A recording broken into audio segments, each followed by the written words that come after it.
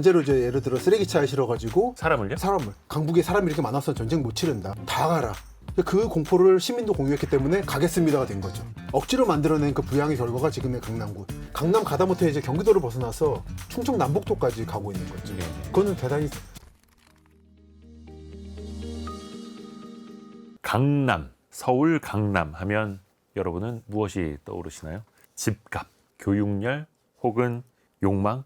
모르겠습니다. 죄송스럽게도 제가 너무 세속적이어서 그런 것도 있겠습니다만 우리에게 강남은 어떤 인식으로 자리 잡고 있을까? 그런데 이거를 문헌적으로 또 관찰해 보면 또 다른 스토리가 나옵니다.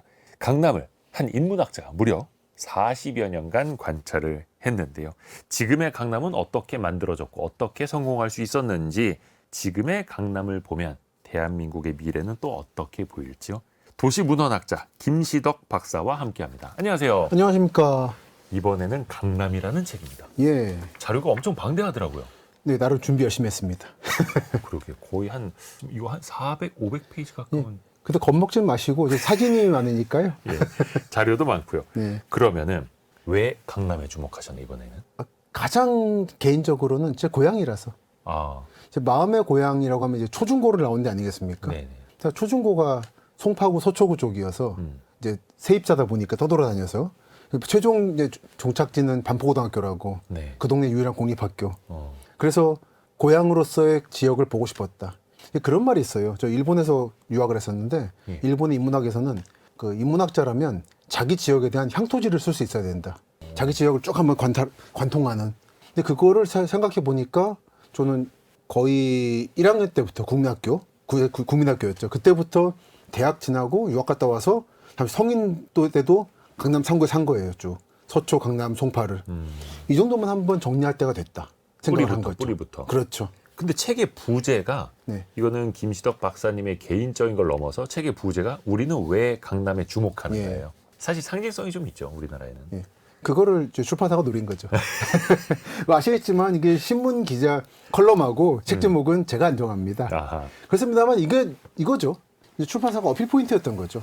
그리고 저는 이번 책에서 말하는 거지만 이게 한국은 자본주의 국가고 자본주의는 인간의 욕망이라는 거 긍정하는 사회인데 그렇죠. 그게 왜 자꾸 이렇게 부끄러워하고 부정돼야 되는가? 아하. 지금 이제 성약 사회도 아니고 그런 자본주의 국가인 민주공화국 한국의 그런 열망이 총 직결된 게 강남이다라는 게 이 책의 결론이기도 합니다. 그거를 자꾸 이렇게 숨기거나 부정하거나 자꾸 이렇게 뚜껑 덮으려 하지 말고 그걸 한번 뚜껑을 열어봐라라는 게 제 제안이기도 하고. 사실 이제 많은 사람들이, 그러니까 모두는 아닙니다. 네, 적지 않은 사람들이 지향을 하기도 하고 그렇죠. 질투를 하기도 하고 사실 그 기반에는 그 열망이라는 게 있고 그렇죠. 굉장히 사실은 강남이라는 지역이 이름도 그렇고 참 상징적입니다. 그렇죠. 친구 따라 강남 간다도 있고. 어떤 것들을 좀 우리가 이것이 강남의 상징이다 혹은 편견이다. 음. 어떤 이야기를 좀 해볼 수 있습니까? 그러니까 상징이자 편견인 건데 지금 한국 최고의 부촌까지는 아니죠. 한국 최고의 부촌은 서울 강북에 있는 단독주택인데 성북동, 한남동, 이촌동, 이태원 막 몇백억짜리 단독주택. 그런 것들 네네네. 한남부터 힐스 이런 거 네. 그게 아닌 이상 굳이 말하면 일반인이 끝까지 올라갈 수 있는 경제적으로 그 최상급들이 강남에 있다는 거죠. 그거는 좋은 의미에서든 비판적 의미에서든 부인할 수 없는 사실이 됐다.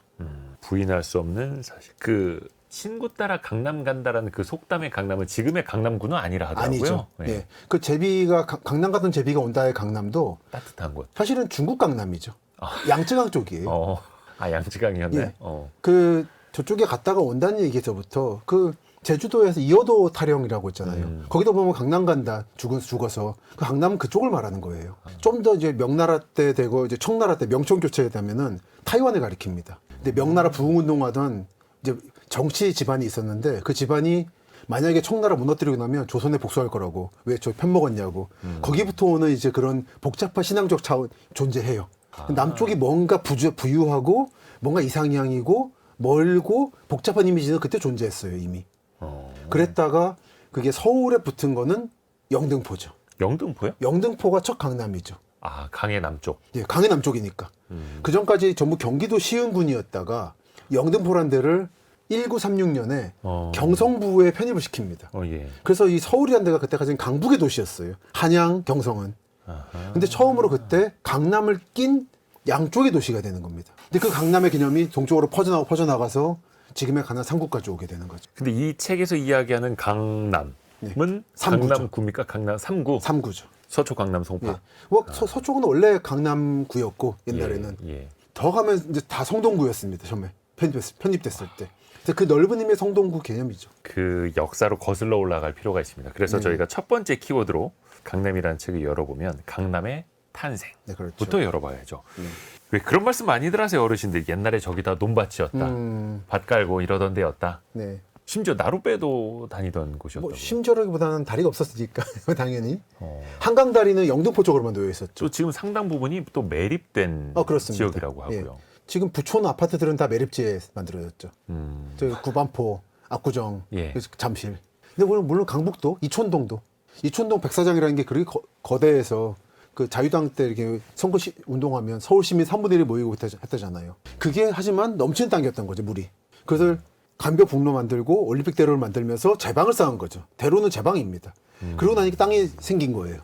여기 지은 게 아파트. 올림픽대로 감독문호 이런 게 일종의 제방 역할을 제방 하는. 역할입니다. 그래서 여러분이 고소부지 가는 게 힘든 거예요. 제방이기 때문에. 옛날에 고수부지라고 그랬죠, 참. 네.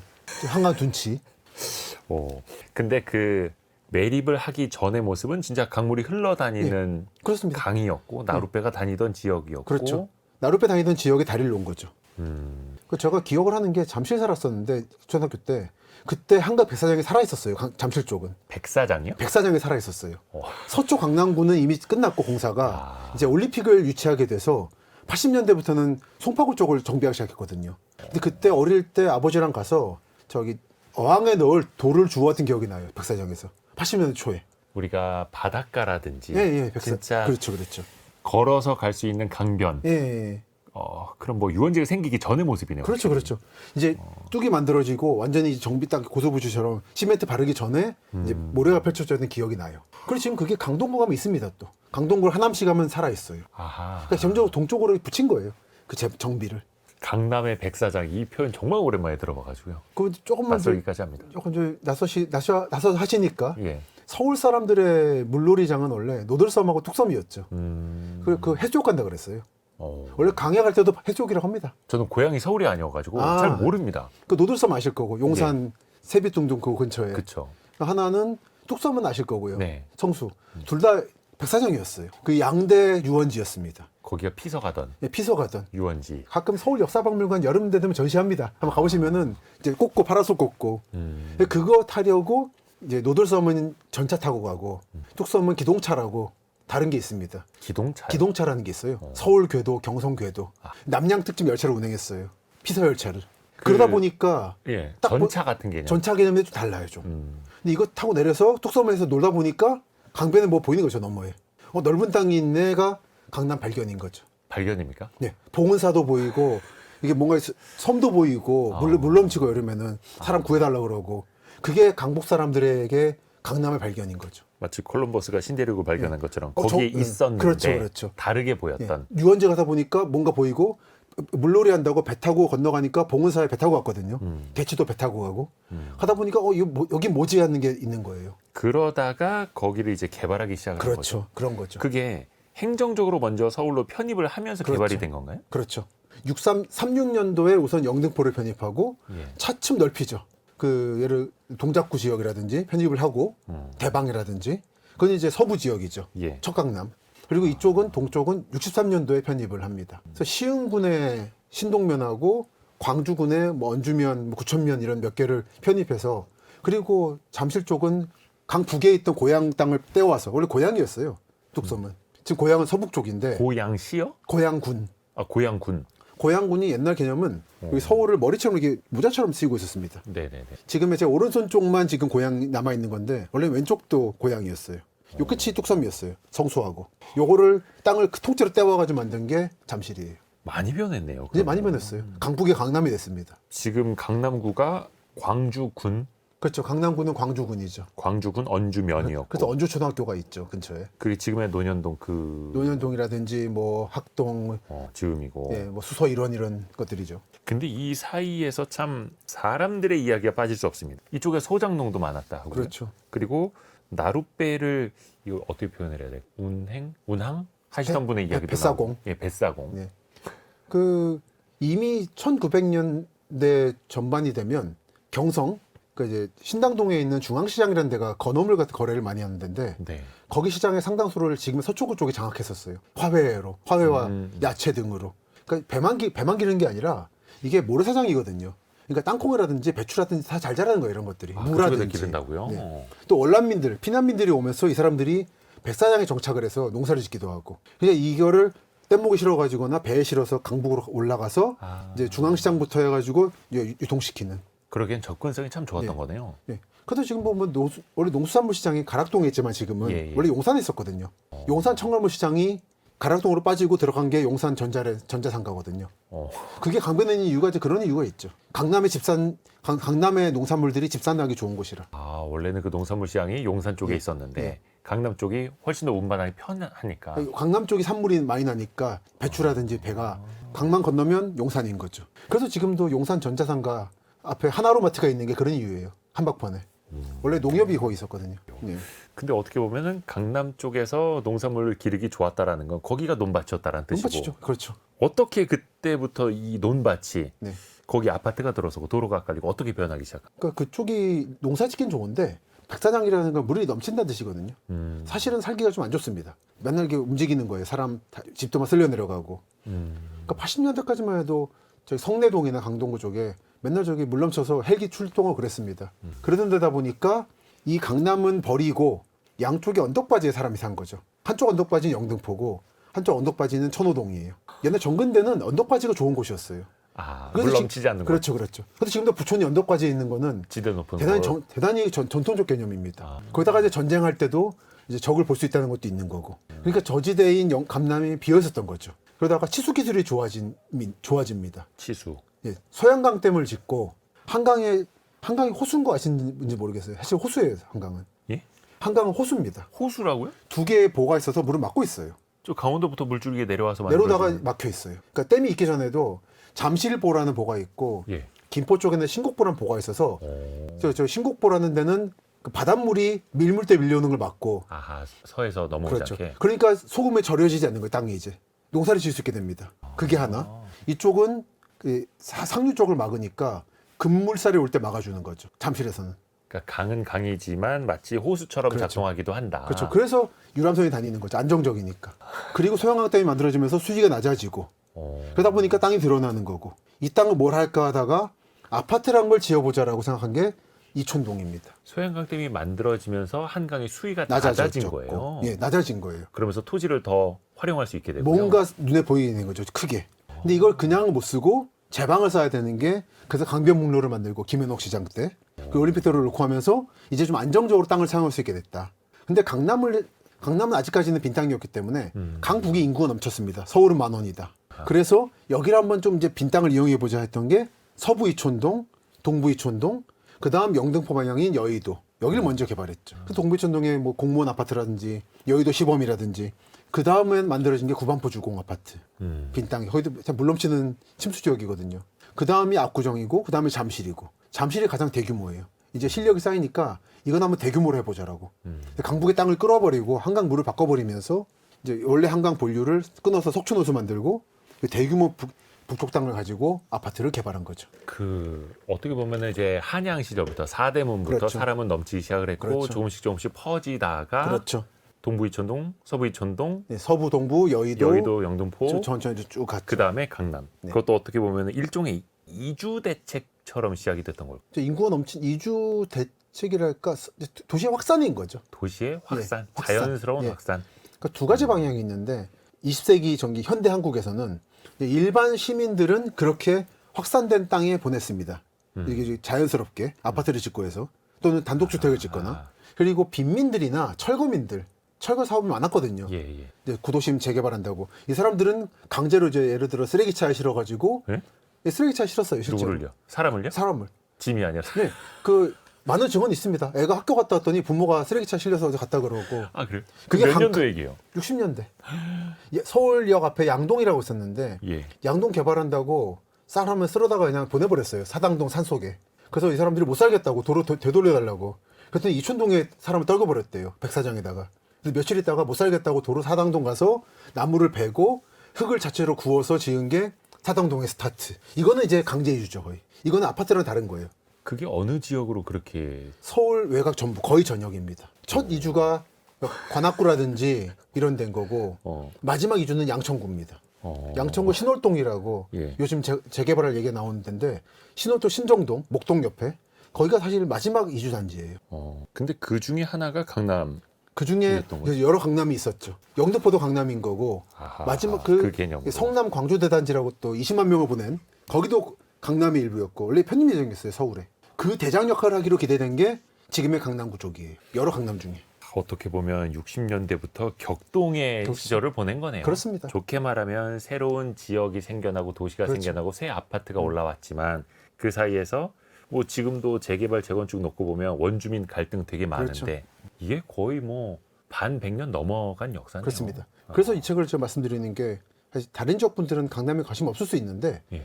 여기서 일어난 사건들이 다 한국에서 처음 경험한 것들이에요. 말씀하신 갈등, 토박이와 이주민의 갈등 이게 지금도 반복되고 있다. 여러분의 땅에서 60년 넘게. 60년 넘게. 근데 그 강남하면 저기다 옛날에 논밭이었다라는 그렇죠. 이야기 다음에 나오는 게 물난리입니다. 그렇습니다. 아까 그 언덕바지가 부촌이었다라는 게 물난리가 나지 않는 그렇죠. 곳이었으니까. 그렇죠. 근데 강남은 이게 계속 반복이 네, 되었다라면서요. 그렇죠. 그 강남 개발을 한 사람들의 얘기를 들어보면 네. 가장 후회하는 게 조금만 시간이 있었으면 언덕을 깎았으면 좋았을 텐데. 그걸 깎을 수가 있어요. 예, 깎을 수 있습니다. 지금 여의도의 국회의사당 자리가 원래는 산이었어요. 양말산이라고 양하고 말을 기르던. 그래서 여의도 주민들은 물론 치면 그 위에 올라가 여기는 밤섬에 양쪽에 모여가지고 살아남았다고 합니다. 양말 산에 올라가서 양말산에 올라가거나 지금 국회 자리? 밤섬에 올라가거나. 그러다 그거를 깎아서 여의도는 이쪽은 깎아가지고 국회의사당 만들었고 선유도하고 선유봉이었죠 그때는. 그 밤섬 깎아가지고 한강 강변북로 개발하고. 선유도가 선유봉이었던 거예요. 선유봉이에요. 물난리 때 올라갈 수 예, 있는. 예, 그렇습니다. 야, 이게 저 같은 사람한테 진짜 신기한 얘기 처음 들어보는 건데 또 서울 토박이 분들 예. 아니면 연세 있으신 분들은 맞아 옛날에 그렇습니다. 그랬지 이러실 수도 있고. 특히 밤섬 쪽이 추억이 많으실 게 율도 예. 밤섬은 굉장히 절벽이 예뻤대요. 그래서 서울 강북 사람들이 여름 되면은 그 다이빙하기 좋은 명소였다고 합니다. 물놀이 하러 가서. 물놀이 하러 가서. 그러니까 노드섬에서는 백사장에서 노는 거고 네네네. 밤섬 가면은 다이빙하고 놀다가 어느 순간 이거 폭파해가지고는 그 자재를 싹 가져가서 놓은 게 지금 제 방인 거죠. 강변북로인 거죠. 밤섬도 그러면 지금의 모습하고 옛날에 완전 아주 다르겠네요. 달라요. 근데 지금도 마을 흔적이 남아 있어서 그 주민 거의 출입 금지잖아요. 예. 그 토박이들은 추석에 갈 수가 있어요. 허가를 받아서. 어? 토박이들만 허가가 됩니다. 아 그래요? 네. 거기는 지금 일반인 진입 금지. 그러니까 이제 토박이들만 살았던 거기 100가구가 살았는데 그 그래요? 서울 사람 타던 배를 다 거기서 만들었어요. 황포도배 이런 거를. 지금은 근데 들어가도 어디 뭐 이렇게 다닐 곳이 있나요? 밤섬 그러니까 안에? 집 구조가 남아 있습니다. 아 그래요. 예. 그래서 그 본인들은 안 돼요. 여기 누구 집이라고. 예전에 김씨 표류기인가요? 그 아, 영화의 예, 그렇죠. 배경이 됐던 게 그거죠. 밤섬 아니던가요? 맞습니다. 무인도처럼 나왔던 곳이. 아 근데 거기를 원래 살던 분들은 허가 받아서 예. 갈 수가 있다. 예. 그 영국의 뭐 공영방송에서 그 찍은 적이 있어요. 추석 그 귀성하는 거를. KBS 한번 찍으시죠.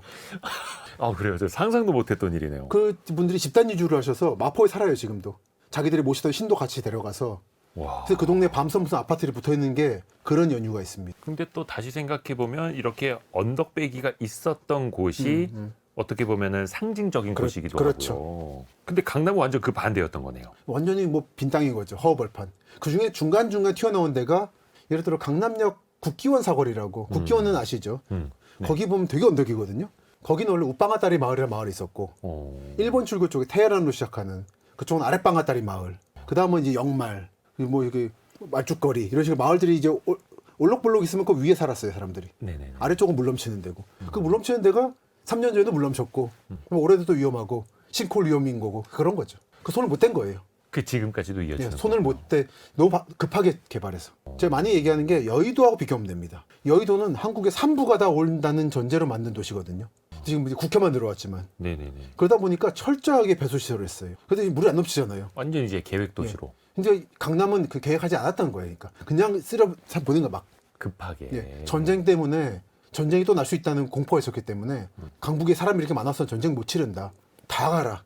그 공포를 시민도 공유했기 때문에 가겠습니다가 된 거죠. 한강 남쪽에만 있으면 살아남을 수 있다. 북쪽에 있으면 불안하다. 약간 우리 지정학적인 우려 때문에 그렇습니다. 그래도 인구를 좀 강남 쪽으로 분산할 네. 필요가 있다. 살고 싶다. 근데 그게 너무 급하게. 너무 급하게 됐고 너무 성공해버려서 강북은 이제 쪼그라져 버렸고 강남은 이제 걷잡을 수 없을 만큼 커져버린 거죠. 급하게가 나중에는 빠르게가 됐고 그렇죠. 빠르게가 또 고도 성장과 함께 맞물리면서 지금의 또 강남이 됐고요. 근데 그게 이제 껍질만 그렇기 때문에 성수대교 무너지고 삼풍 무너지고 싱크홀 나고 하는 게 그런 거죠. 이게 지나다니다 보면은 지금도 빗물 펌프장 이런 거 많이 보이죠. 그렇죠.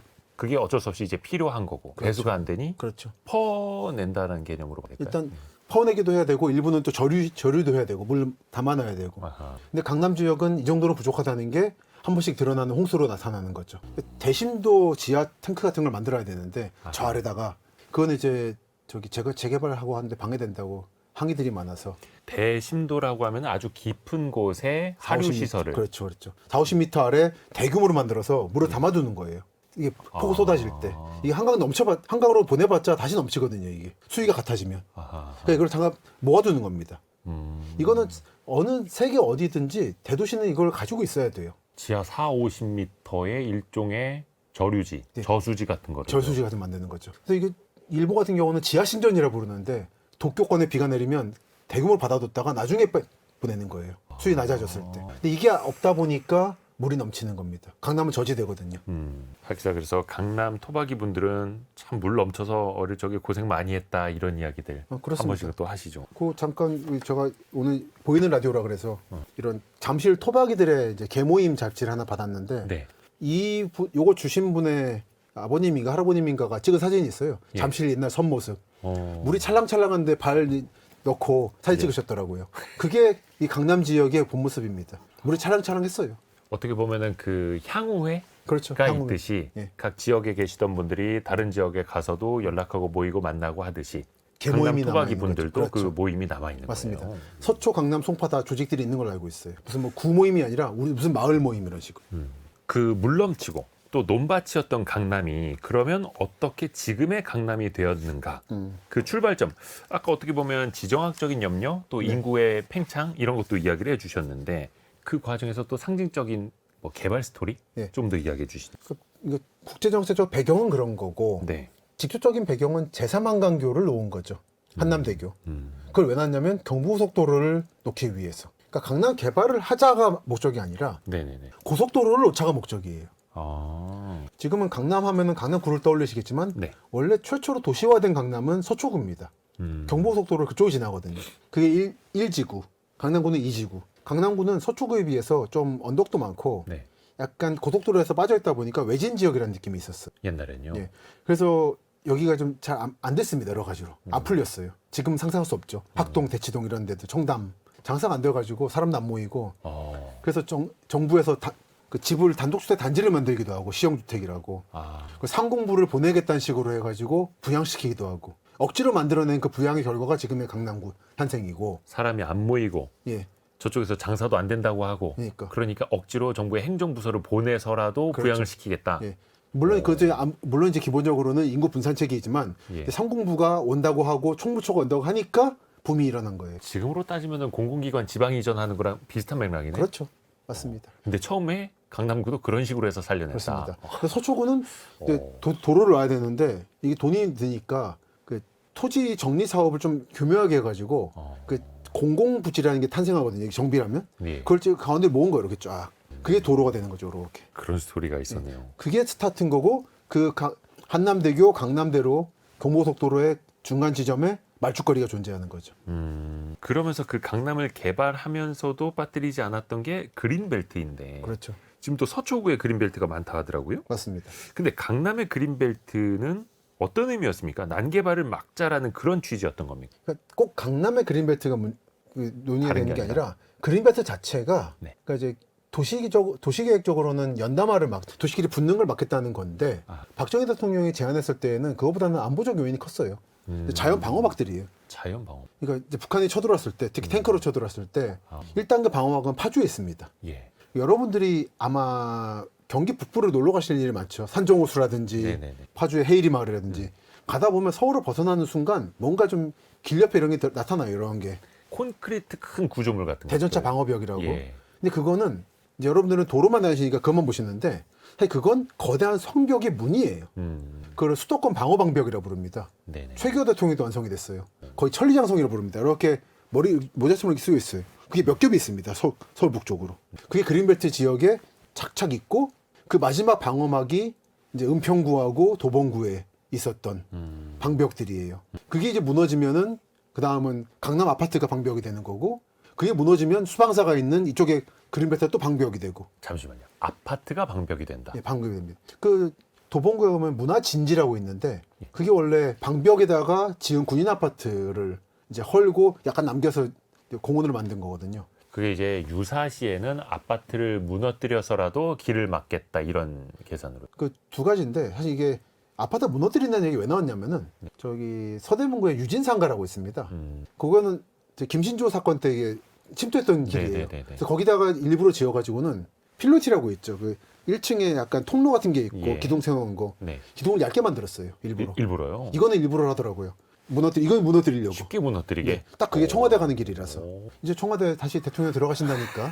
근데 그건 그거고 아파트의 목적은 그게 네. 아니라 아파트에서 저격을 하는 거예요. 아래를 향해서. 그 일산 신도시는 그 50청문회 드러났습니다. 이거 그 목적으로 해달라고 군이 요구했다고. 개발을 할 때부터 군이 그런 목적을 요구했다. 네, 그건 지금도 그렇게 합니다. 당장 압구정 현대아파트 같은 데는 그 시설이 존재합니다. 하고 재건축한다고 하니까 그 국방부에서 연락이 왔대요. 몇몇 아파트에 대해서 위에 대공초소 만든다. 알고 있어라. 이건 통보예요. 위에다 대공포를 설치할 수 네, 있게끔. 빌딩 GOP. 그 군초소가 만들어져요. 한국에 주요 빌딩에는 있잖아요. 근데 이 사람들이 모르고 그냥 우리 조합 저 위에다가 저 공원 만들 건데 했다가 지금 청첩병력이라고 하는데 그건 여러분들이 어디 사는지를 모르고 지금 거래하시는 거다. 근데 그게 70년대 얘기가 아니라 지금까지도 이어지는 바로 거예요. 올해도 지금 국방부가 5군데 연락했다고. 그건 또 군사 보안이지만 여러분들 각종 부동산 보시잖아요. 앱들. 네. 보면 대공방어 협조구역이라고 있어요. 그게 그거예요. 오. 빌딩 GOP 만들겠다는 얘기예요. 이게 우리는 지금 2025년 현재에는 그런 시절이 있었나 싶을 정도로 생소하게 듣는데 사실 지금도 분단 국가고 분단이라니까. 70년대까지만 하더라도 이게 군사적으로 굉장히 또 위협이 더 긴장 강도가 높았던 시절이기 때문에 꼭 필요했던 거네요. 근데 지금도 필요하죠. 지금은 북한의 그 제공권이 좀 강화됐기 때문에 핵무기도 개발하고 그러니까 분단에서 문제가 아니라 좀 이상한 나라가 있기 때문인 겁니다. 꼭 분단의 문제는 아니에요. 사실 그리고 중국도 문제고. 아하. 그래서 서해안 쪽이 그 군사 요새가 많아요. 근데 우리가 참 이거를 많이 어떻게 보면 잊고 있었던 거네요. 그렇죠. 저는 원래 전쟁사나 국제정세를 보는 사람인데 이렇게 보다 보니까 이걸 왜 안 보나 생각이 드는 거예요. 부동산 쪽을 들여다 보니까 그게 이 작업의 스타트였습니다. 이게 또 우리가 잊고 살았고 어떻게 보면 안보 측면으로는 이제 아파트를 보지 않다 보니까 네.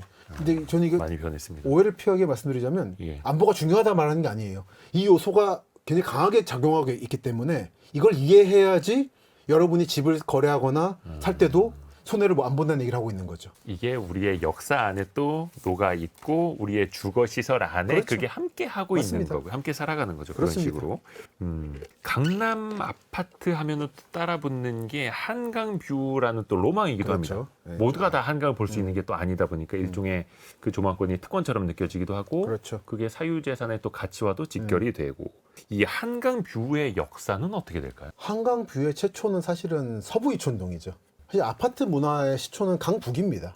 역시나. 남쪽으로 내다보는. 예. 그러니까 물론 그것도 제방 역할도 좀 하고. 이 최초의 고급 아파트는 마포 아파트라고 주공이 지은 첫 번째 아파트였습니다. 이게 고급 아파트 스타트고 그 다음에 대규모로 아파트를 지어보자라고 했던 첫 단계는 강변에 네. 서부 이촌동. 근데 가보시면은 약간 난개발이에요. 이 개방형 아파트들, 단지가 아니라 한두 개 짓는 아파트들이 난립해 있어요. 여러 업체가. 그러니까 정부가 보다 못해서 이거 아니라 주공이 한번 쫙 만들어 보라고 예쁘게. 아하. 그게 동부이촌동. 근데 그건 이제 한강 뷰인데 강남을 바라보는 뷰인 거죠. 그 다음에 여의도. 그 다음에 강남의 구반포 주공이 강남 고급 아파트 최초. 그 다음에 신반포, 압구정 현대 한양 등이 있고 그 다음에 잠실 주공 1에서 5단지와 잠실 시형이 그 정점을 찍었죠. 그렇게 해서 어떻게 보면 이제 순차적으로 한강뷰라는 게 생기기 시작을 했고 근데 그렇습니다. 최초에는 남쪽을 바라보는 강북에 있는 그렇죠. 거기가 시초이기도 하고요. 아까 그 원주민 뭐 이런 재개발 과정에서 갈등 이야기를 했고 그게 60년대 심지어 사람을 쓰레기차에 태워서 보냈다라는 이야기까지 그렇습니다. 우리가 했는데 왜 그런 이야기 하지 않습니까? 그 시절에 강남에 살던 사람들은 돈을 많이 벌었을까? 왜 우리 아버지 때 혹은 할아버지 때 강남에 만약에 터를 잡았으면 부자가 됐을까라는 생각들을 지금에도 많이 하잖아요. 네, 참 어땠을까요? 실제로는 그 사람들의 이야기는 부자가 된 사람도 있고 땅 주인인데 그러니까 대지주를 하더라도 정착에 성공한 사람이 있고 재정착에 이제 야금야금 팔다가 이제 바닥이 나가지고 뚝섬이라든지 이런 데로 흩어진 사람도 있고 소장농들은 뭐 밀려났고요. 소리 소문 없이 각각의 운명이 있었습니다. 그 중에서도 또 김시덕 박사님의 눈에 띄는 사례 어떤 게 있을까요? 스토리. 그 김용목이라고 예. 땅 주인이었는데 이 사람은 성공했어요. 딱 정착을 했고 그 강남구청 땅을 기부를 합니다. 여기 구청 지으시라고. 그리고 주변 자기 땅이 다 있는데 그걸 쫙 개발하는 거죠. 엄청난 부자였나 보네요. 맞습니다. 뭐 돈이 어디서 나왔나는 좀 미스터리긴 한데 뭐 개성상인이라는 얘기도 있고. 근데 그 사람이 지은 영동 아파트라는 데가 예. 강남 최초의 아파트. 영동 백화점이라는 게 최초의 백화점이었죠. 이 사람이 지은 거예요? 예, 그렇습니다. 영동 백화점? 예. 그게 한때 이제 신세계에 인수됐다가 지금 사라졌어요. 그런 사람은 이제 성공한 정착 사례. 근데 또 강남 사람이라고 했을 때 땅 주인만 말하는 건 아니니까 예. 송파구 쪽 잠실 쪽에서 이제 나루하던 사람들이 있는데 뱃사공이에요? 뱃사공도 강남 사람인 거죠. 예. 그건 사당에도 있었고. 그런데 이분들은 이제 인터뷰를 해요. 이제 한참 잠실대교 놓고 할 때 어떤 사람은 김포로 흘러가고 아직은 거기 다리가 없으니까 일할 수 있겠지. 어떤 사람은 양수리로 가고. 근데 어떤 사람은 버팁니다. 끝까지. 그래서 강남 개발할 때 중장비를 날라줘요. 이 배로. 다리가 없으니까. 어떤 걸 중점으로 나요? 저희 포크레인 같은 거. 배에 실어 보냈어요.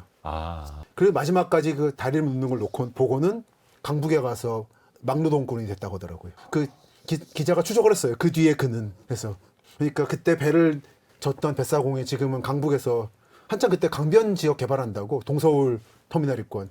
그때 거기 구이동 이런 데에서 막노동하는 사진을 찍었더라고요. 강남 지역 오가던 뱃사공이 나중에 어떻게 되었나 네. 추적해서 찾아가 보기도 하고. 그때 사람들 생각으로도 이건 되게 극적이라 생각했던 거예요. 그냥 급변이다 이거는. 근데 참 어떤 사람은 밀려났고 어떤 사람은 새롭게 털을 잡았고 네. 또 거기에서 강남 토박이였다가 또 나중에 또 삶이 변하기도 하고. 그렇죠. 정말 많은 사람들의 이야기가 그 안에 담겨 있는 건. 그리고 또 이제 요즘에는 새 강남 주민이 생기기도 하고 일기 혁신 도시나 세종 개발할 때 이제 토지 보상금이 풀리면은 그분들은 2세들을 다 강남집을 사게 하더라고요. 뭐 지금 지역에서도 그런다 하고요. 그렇습니다. 그러니까 꼭 이제 자기 지역에 부촌에 갈 수도 있는데 강남집을 똘똘한 한 채로 생각하고 그러다 보니까 새로운 강남 주민이 생기고 있고 전국에서 모이다 보니까 성격이 또 섞이기도 하고 재밌는 현상이 계속 벌어지고 있습니다. 그래서 우리가 다음 키워드로 꼽아본 게 이겁니다. 불패 신화. 그렇습니다. 사실 이제 강남이라는 그 두 글자를 상징적으로 네. 부동산 시장에 빗대서 떠올리지 않을 수가 없어요. 그렇습니다.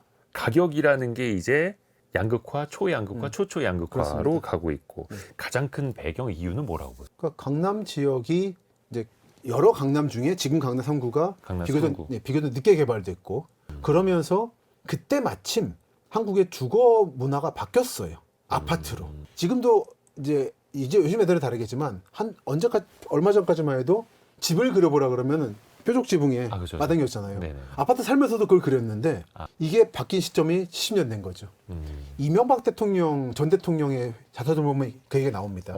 이게 강북의 강변 쪽에 있었는데 이촌역 쪽에 공사판이었다. 그래서 이거를 이제 민원들이 많았다. 근데 어느 날 한번 마포나 이쪽에 아파트 분양하는 데를 가봤는데 네. 사모님들이 많이 모여 있더라. 그럼 이걸 민원을 그냥 이게 쳐낼 게 아니라 우리가 이걸 아파트로 바꿔보자라는 제안을 아이들 떠올렸대요. 그리고는 왕 회장한테 말했더니 우리 현대건설을 어떻게 아파트 같은 걸 짓냐고. 우리 소양강댐, 경부고속도로 이런 걸 지어야지.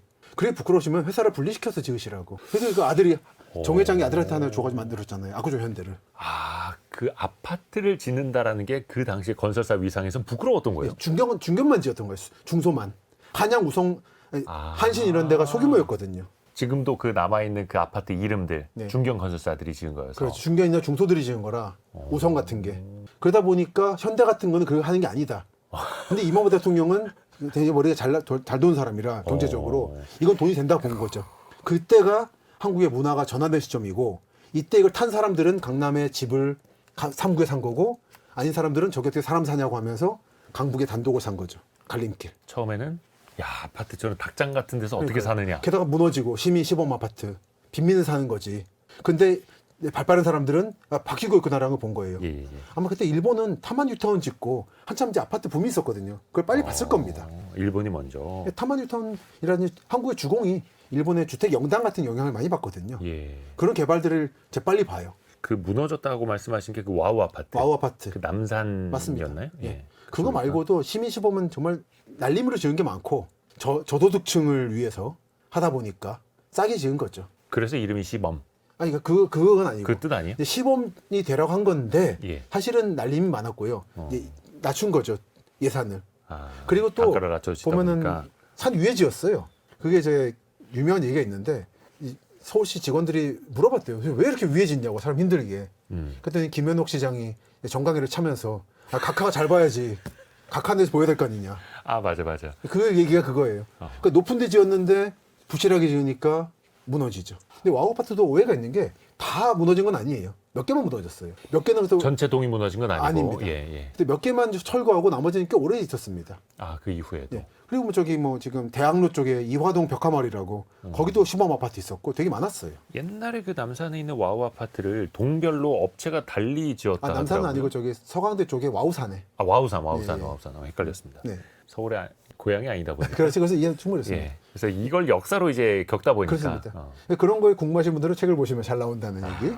근데 그것도 약간 여담인데 왜 무너졌는가에 대해서 설이 많은데 사실은 사람들이 이제 공급자 입장은 이거는 중하층용이다라고 생각했지만 아파트를 소비자 입장에서는 이거 새로운 거다라고 느낀 사람이 많았대요. 사실은 그래서 가짜 분양을 해가지고는 중산층이 들어왔답니다. 시범 아파트에. 예? 가짜 입주. 분양? 표적이 그러니까 사기 입주. 지금도 지금 자격 사기 조건 분양? 사기 분양을 한 거예요. 지금 자격 조건 바꿔가지고 통장에 돈을 해가지고. 그래서 이 당시 부의 상징이 뭐냐면 장독대예요. 장독대. 장독대가 많은 게 부의 상징이에요. 지금도. 아파트에 넣을 수 없으니. 아니. 아파트에도 가져가는 거죠. 오. 안 쓰더라도 장독대를 들고 다니는 사람 되게 많습니다. 그러니까 부의 상징이거든요. 그래서 많은 장독대가 들어오다 보니까 그러니까 김치냉장고가 3개, 4개가 되는 겁니다. 그러니까 무게를 못 이겼다고 하는 그래도 무너졌다는 카더라도 있어요. 카더라입니다. 한국의 건축의 역사는 장독대와의 싸움이거든요. 이거를 없애고 싶어 했었어요. 모든 건축가들은. 근데 결국은 장독대가 이겨서 김치냉장고가 됐죠. 장독대라는 게 이제 마당의 상징이기도 하고. 부의 상징입니다. 원래 고추장, 된장 다 담가 먹었거든요. 근데 그게 핵심이잖아요. 한국의 음식에서. 네, 그렇죠. 그러니까 이게 있어야 잘 사는 집안인 거예요. 그래서 한국은 장독 못 버린 거예요. 그리고 김치냉장고에다가 꽃장식하고 보석받고. 처음에 서양 건축가들이 이거를 이상하게 여겼는데 어느 순간 이게 퍼져가지고 요즘 아랍 가가지고 예. 대추야자를 거기다 담급니다. 한국화 K 컬처가 됐어요. 장독의 승리입니다. 하기사 옛날에 나왔던 김치냉장고 브랜드 이름 중에 하나가 장독대라는 게 있었어요. 그렇습니다. 그게 그 직접적으로 이어받고 있는 거죠. 그러네요. 재밌습니다. 이게 또 그 부동산 시장 아까 좀 이야기를 했었는데 김시덕 박사님은 인문 혹은 역사학자, 인문학자 이렇게 봐야 될 텐데 사실 그 인문학이라는 게 사람들의 마음, 역사가 그렇죠. 모여 있는 거지 그렇습니다. 않습니까? 근데 많은 사람들이 또 강남에 살고자 하고 살고 싶어 하고 그렇죠. 그러다 보니까 부동산 가격이 치솟고 그렇습니다. 정부는 항상 그걸 또 잡겠다라고 네. 하고 근데 또 되지는 않고 그렇습니다. 이런 어떻게 보면 정권마다 시대마다 계속해서 반복되는 레파토리이기도 하잖아요. 그렇습니다. 인문학자의 눈에는 이게 어떻게 보일까요? 강남은 이미 한국의 1극이 돼버렸고 최극이. 근데 이거를 왜 자꾸 부정하려고 그러는지 모르겠어요.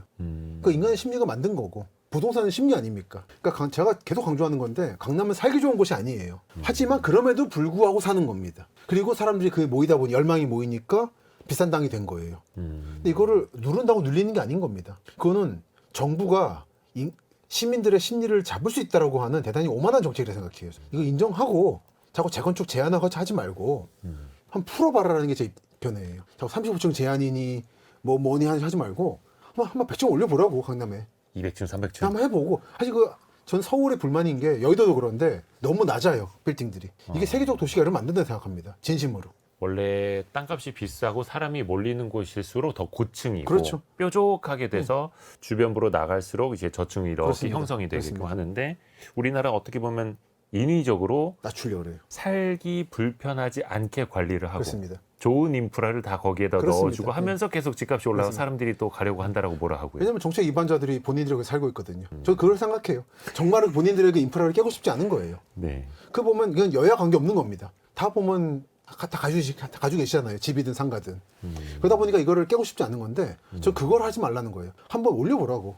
하고 싶은 대로. 그러면은 지금 송파구가 그걸 보여주고 있는데 교통이 나빠져요.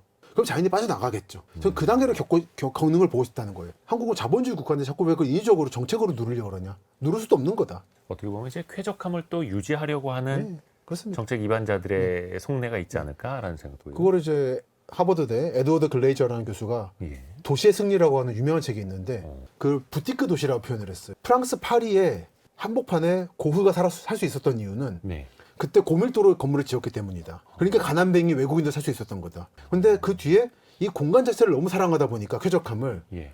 이제 고정시켜버린 거, 박제시켜버린 거예요. 그러다 보니까 이제는 외국의 가난뱅이 화가가 못 산다, 거기에. 그러니까 강남은 한때는 막 지어 올리다 보니까 사람이 모여 살 수 있었습니다. 그게 강남이 발전한 이유인데 어느 순간 이 광경을 너무 사랑하다 보니까 고정시켜버린 거예요. 그러니까 사람이 못 살고 인구 줄고 다시 빠져나가서 그 혜택을 경기도가 있고 경기도 인구 1,400만 되고 지난번 대선도 경기도 정치인끼리 싸움이었잖아요. 이렇게까지 현상이 일어난 거죠. 어떻게 보면은 더 이상은 그려지지 않는 명화, 그림처럼. 그렇습니다.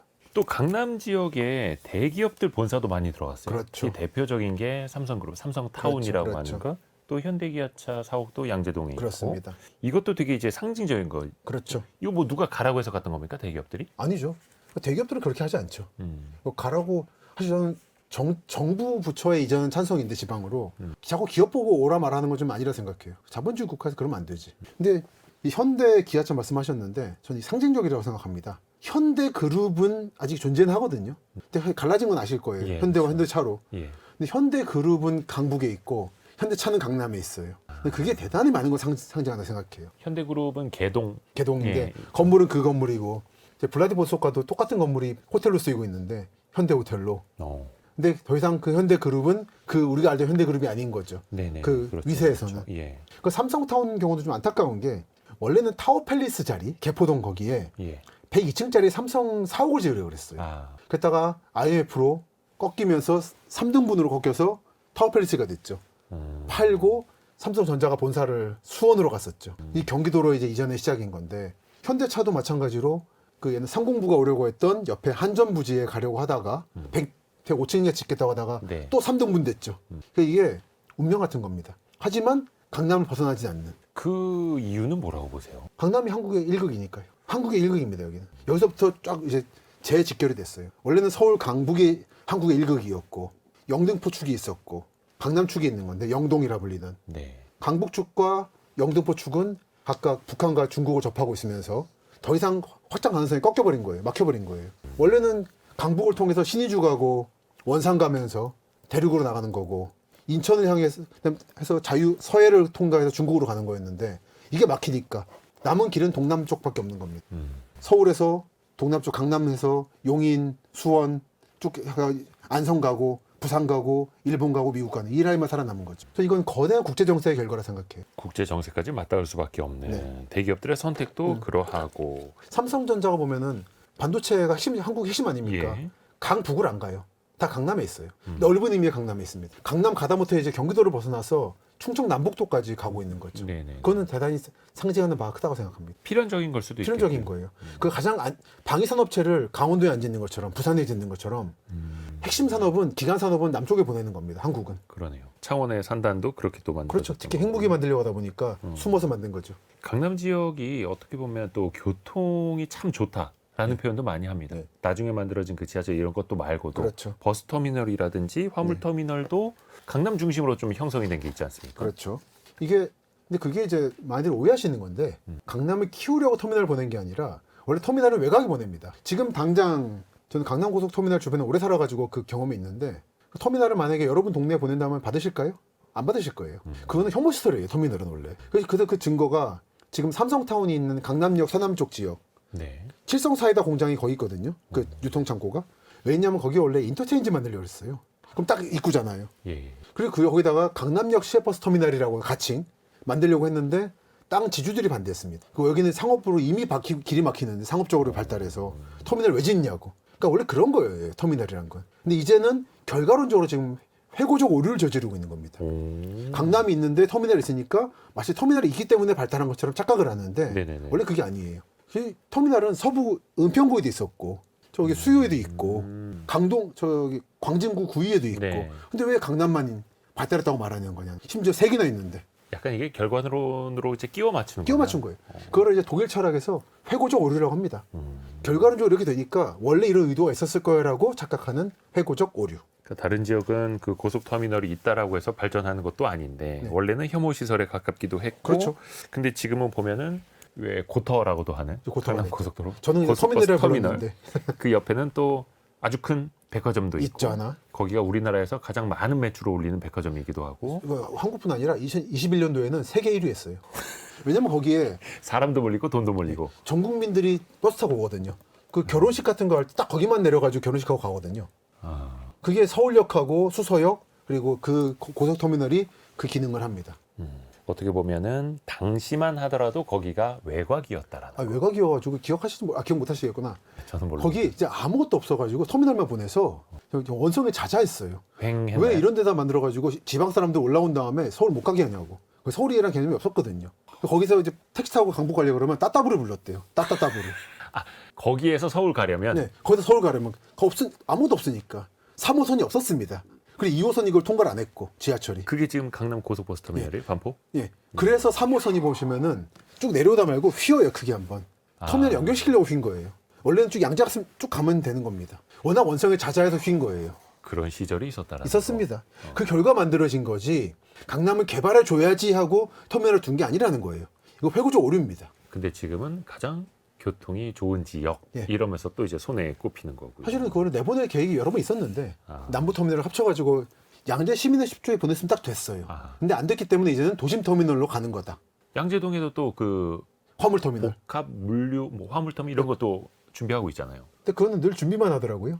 이명박 대통령 때부터 계속 비리 사건 터지고 잘 안 돼요, 거기. 또 일단 추진은 또 한다고 하고 계속 있고요. 뭐 추진은 하죠. 언제나 20년째 추진하는 세종도 있고. 김시덕 박사님의 강남이라는 책 같이 읽고 네. 있는데 아까 표현 중에 강남은 이제 그냥 일극, 네. 초극입니다라고 말씀해 주셨거든요. 뭐 초극 가면 1극, 단일극이 됐죠. 그러니까 많은 사람들이 이제 또 궁금해하는 게 그러면 이런 강남의 위상은 꺾이지 않고 지속될 것인가? 네. 거기에 대한 답은 어떻게 명확합니까? 예, 좀 명확하다 봅니다. 그러니까 부가 움직이려면은 그 정부가 무너지거나 그 국가가 무너지거나 전쟁이 크게 나야 돼요. 그게 아닌 이상 부는 계속한다. 그래서 고려가 무너지고 조선이 들어오니까 개성 부자들을 끌고 왔잖아요. 한양으로. 또는 정조가 수원 화성을 만들고 원래 수원이란 거는 지금 화성 병점쯤이 원래 수원이었거든요, 이름이. 거기 부자들을 다 끌고 와가지고 신도시에 강제 정착을 시켰어요. 그런 식으로 거의 새로 정부를 시작한다. 그 정도 됐을 때 가능한 거지. 또는 6.25 전쟁 터진 공포 때문에 강북에 못 살겠다는 사람들이 자발적 탈출을 한 게 강남이다 보니까 그때 한번 가능했던 거지. 그러니까 이게 또 한번 옮겨가려면은 그 정도 사변이 나야 되는데 우리 아무도 그러면 안 되잖아요. 네, 그렇죠. 그러니까 이거 갈 거다. 현 상황이 이어지는 한 또 네. 많은 사람들이 그러면 2극, 아, 예. 3극은 어디가 될 것인가? 제2의 강남은 어디가 될 것인가? 이거 정말 많이 궁금해하지 않습니까? 제가 질문 몇 년째 받고 있는데 예. 그 2극이란 건 없고 1극의 확산에 있는 거죠. 요즘 예를 들어서 마용성이라 그럴 때 성동구 집값이 오르는 거는 성동구나 여기 용산 일부가 오르는 건 강남 사람들이 놀러 가기 좋습니다. 거기가 다리만 건너면 뭐 옛날 당국대를 하거든요. 그 확산인 거예요. 마용성이라는 게 새로운 중심으로 뜨는 게 아니라 강남이 이제 넘치고 있다. 그 북쪽으로 넘치면 성동구가 되는 거고 광진구라든지 남쪽으로 넘치면 분당, 판교, 광교, 동탄, 지제 이렇게 가고 있는 거죠. 그러니까 이극은 아니에요. 근데 강남의 배후 지역으로서 기능하고 있다. 그리고 모두 알고 있습니다. 강남 개발에 대한 사람들의 오해가 뭐냐면 내가 저걸 개발할 줄 몰라서 안 샀다예요. 그건 거짓말입니다. 다 알았어요. 은행이 대출을 안 해줬습니다. 근데 은행 대출을 받을 수 있는 건 특혜였어요. 언제쯤요? 60년대, 70년대. 기업만 받을 수 있었어요. 그 정치자금이라 거의 그 수준이었어요. 다 알고 있었습니다. 근데 지금도 여러분 아세요. 지금 동탄 더 오를 거 알잖아요. 동탄 이신도시 같은 거. 가보면 아직 개발 중이거든요. 한참 황무지예요. 사면 오릅니다, 거기. 근데 돈 없잖아요. 근데 그거예요. 여러분은 지금 모르시는 게 아닙니다. 제2의 강남을 알고 계세요. 예를 들어 좀 애매하면 평택 지제도 있고 지금 아산 신도시도 있고 오송도 있고 다 강남에 넘치는 게 거기까지 흘러가고 있는 중이에요. 아, 1극의 확산으로서. 근데 그게- 그거를 알고 있는데 돈이 없다. 그때도 그랬고 지금도 그렇다. 어떻게 보면 제2의 강남을 찾는 게 아니라 1극이 어디로 확산되는가를 그렇죠. 보는 게 더 나을 수도 있겠다. 한강 북쪽으로는 안 가는 것 같고 남쪽으로만 넘쳐 흐르고 있다고 하는 게 제 관측입니다. 동남쪽 방향으로. 그건 풍수적 문제가 아니라 국제 정세적 차원이다. 우리가 도시문헌학자 김시덕 박사와 함께 신간 강남이라는 책을 읽고 있는데 이 책을 관통하는 핵심 구절 요거는 저희가 박사님께 직접 좀 부탁드리고자 합니다. 네. 예. 이게 짧게만 배경 설명을 드리면 제가 책을 원고로 보냈는데 출판사에서 앞부분을 사실 바꿨었어요. 프롤로그를. 안 팔릴 거라 생각했나 봐요. 근데 지금 3세부터는 다시 제 걸로 돌아갔거든요. 오. 그걸 보시면은 제 원래 의도를 아실 텐데 예. 한국에서 너무 성공해서 실패한 정책이 두 개 있는데 하나는 산하 제한 정책이고 너무 성공했거든요. 너무 성공해서 실패한 정책이요? 너무 성공해서 이제 둘도 많다 하나만 나차가 되다 보니까 인구가 이렇게 꺾여버린 거고 하나는 강북 억제 정책이었어요. 너무 인구가 많아서 전쟁 못 치르겠다 내려보내자고 했는데 너무 성공해서 강북이 죽어버렸죠. 근데 그런 상황에서 읽겠습니다. 오늘날의 강남이 탄생하는 데는 강남 지역의 일부 토지주와 강북의 세게 말하면 전주뿐 아니라 강남 지역의 세입자와 소장농 그리고 강북에서 온 철거민들도 그 나름의 역할을 했습니다. 우리 모두가 만든 강남이에요. 아하, 역사가 만들었고 시민이 만들었고 뭐 정책 앞에 뭐 대기업도 그렇습니다. 이야기를 했습니다만 모두가 만든 강남이. 여러분은 들으면서 어떤 생각을 하셨나요? 또 강남 그 두 글자에 대한 생각이 좀 달라지셨는지 모르겠습니다. 오늘은 김시덕 박사와 함께 강남이라는 책을 읽어봤습니다. 고맙습니다. 감사합니다. 감사합니다.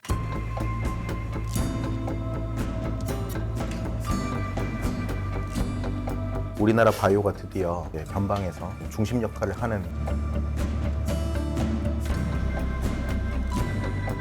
내년은 아마 분위기가 정말 좋을 걸로 생각합니다.